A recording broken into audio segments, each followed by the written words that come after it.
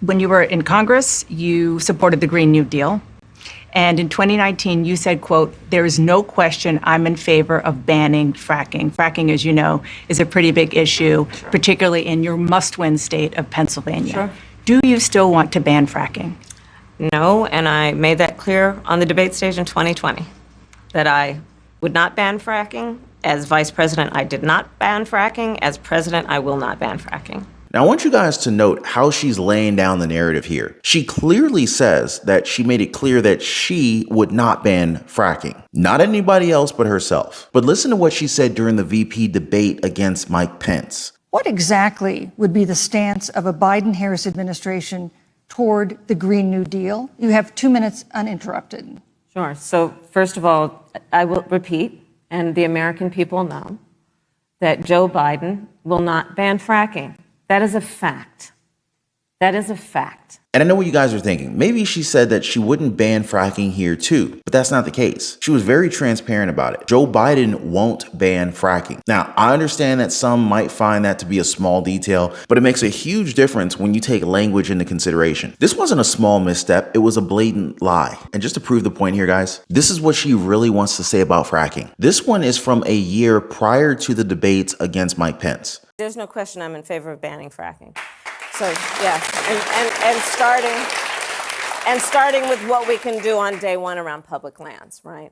And then there has to be legislation. But yes, and this is something I've taken on in California. I have a history of working on this issue. And to your point, we have to just acknowledge that the residual impact of fracking is enormous in terms of the impact on the health and safety of communities. You guys notice how she maintained eye contact back then, right? She didn't need to look down at all and kind of like space off and look around the room. This is the truth, even though she's trying to sell us the idea that she agrees with President Joe Biden on the topic of fracking. And to Dana Bash's credit, she did try and get some questions there that many of us are curious about, even though she did pitch some really soft questions and worded them in a way that wouldn't paint Kamala Harris or Walz as liars. But it wasn't enough to build the idea that they weren't being completely honest with the American people. She also didn't do very much research because these videos took me a hot minute just to compile. It's kind of odd that a journalist from CNN didn't bother getting more information about a point of view to their interviewees. She didn't even ask many follow-up questions that would naturally have forced Harris to tell us the truth. There is something in journalism called the rule of the follow-up,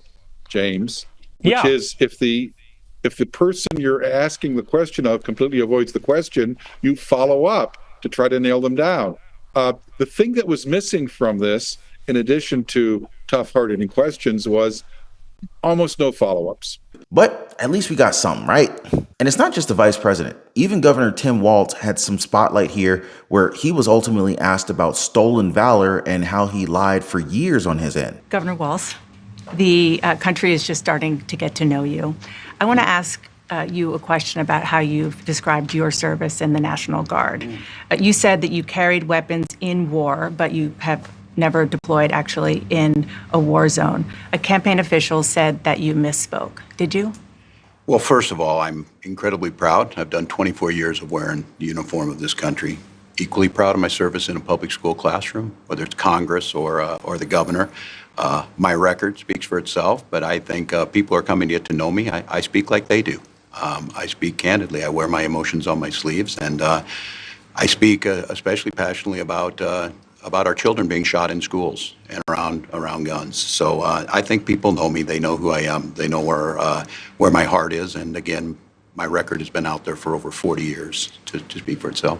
And the idea that you said that you were in war, did you misspeak as the campaign has said? Yeah, I said we were talking about, in this case, this was after a school shooting, the ideas of carrying these weapons of war. And my wife, the English teacher, told me my grammar is not always correct. But again, if it's not this, it's an attack on my children for showing love for me, or it's an attack on my dog. Now, again, I'll give credit to CNN's Dana Bash for asking the question again, because it's pretty obvious that Tim Walz was going to strut around and not even answer it. This has led many critics of the Harris-Walz campaign to cite that their entire platform has been built on lies. Now, With all of that combined, I want you to see it from a different perspective. What if the one seated in this interview was Donald Trump and JD Vance? Now, let's just imagine for a second that they were the ones that have been doing the lying, that they were the ones misrepresenting their word and even admitting to being grammatically incompetent just so that they can avoid any issues. How do you think that conversation would go? Would CNN's Dana Bash just let it go? Because if we go by this interview, then the same treatment should be given to Donald Trump and JD Vance. That would prove that CNN is objective and is treating everyone fairly and the same. But who's betting that this won't be the case? And guys, before we get started, I just want to thank y'all for hanging out with me today. Thank you for hitting the like button and subscribing to the channel. Let's get started. When I look at her overall demeanor, she does not carry the confidence or the presidential appearance to command in her position. With Kamala Harris looking down oftentimes and looking over to the side, looking at the other reporters that were in the room, we're distractors. She struggles. And when she struggles, you start to see a lot of the head bobbling. You know, the head bobbling is what part of the file in my subconscious am I going to pull out? Which ones are my answers? When you bobble and waffle like that, again, that's another signal that she's not really either one prepared, she doesn't really have confidence in her own answers, and that she is waffling on some issues because what's happening is she knows what she feels and what she believes in. She's trying to tell it slightly different, and there is that it collides. When you're breaking gaze, that is a form of deflection. So when you're removing an eye gaze, not making good eye contact, it's just showing me that she's not confident in what she's saying. I'm looking at you in the camera, and I'm making direct eye contact with all of your viewers. That's what she needed to do. It takes small tweaks to make big changes, and she really does need some body language coaching. John, I want to get your reaction to some of the specific bits of this here, like this particular part, which I thought was very telling, when she's asked about Joe Biden's condition, what she knew, and if she regrets defending him. You insisted that President Biden is extraordinarily strong. Given where we are now, do you have any regrets about what you told the American people? No, not at all. Not at all. I have served with President Biden for almost 4 years now, and I'll tell you, it's one of the greatest honors of my career, truly. He cares so deeply. He cares. That's all that we care about. It's all the big caring candidacy. But this leaves a very big question here. I mean, how much did she know about Joe Biden's condition for all of these months and years that he was on the decline? We're never going to know. Now you gotta think, why isn't she confident with her answers? Well, as you guys heard, Kamala Harris was telling the truth in a slightly different manner. Or in other words, she's lying and she's trying to mask her words with her physical actions. We can only tell so much with body language, although we can tell a lot once we differentiate the truth from the lies. So let's start with fracking, shall we? This is a huge issue in Pennsylvania, a state that Kamala Harris is pandering to and is said to be the key to the White House. In other words, if she don't get Pennsylvania, she's not going to the White House in November. When did you guys learn that Vice President Harris wants to distance herself from Bidenomics? Why do you think that? Axios is now reporting that she is hoping to distance herself from President Biden's unpopularity on the economy. Can you blame her? Do you know this is the Biden-Harris administration? Are you aware that this is the Biden-Harris administration? And she is indeed the vice president. The contrast could not be more stark between, if anything, the contrast is between what Republicans want to do, MAGAnomics. You're talking about Bidenomics. MAGAnomics supercharge inflation. That's what they want to do. Raise taxes on the middle class by thousands of dollars. Send tax cuts through the roof. Protect corporate price gouging. Cut Social Security. Cost millions their health care. And heap tax giveaways on billionaires and big corporations. That's the division there. That's where there's really night and day, night and day. I guess this is why Harris has taken a very drastic policy approach when it comes to the economy, moving away from Bidenomics and into this communistic territory. And California is getting hit hard with all these different problems that have been created just within the past few years. Not only because of theft, but because of policies being implemented within the state. One historic restaurant here is this Arby's that's right off the 101 freeway. The iconic cowboy hat, it will soon just be a memory as it closed its doors just a few weeks ago. Freaking Arby's, guys, closing. This particular restaurant location has been there since 1969, but unfortunately, due to food costs and the state pushing for this $20 per hour minimum wage increase, well, the business owners just couldn't keep up. They couldn't afford to pay their employees, so they had to shut their doors. And the exact same fate hit one branch of McDonald's in Stonestown, Galleria. The reason for the closure?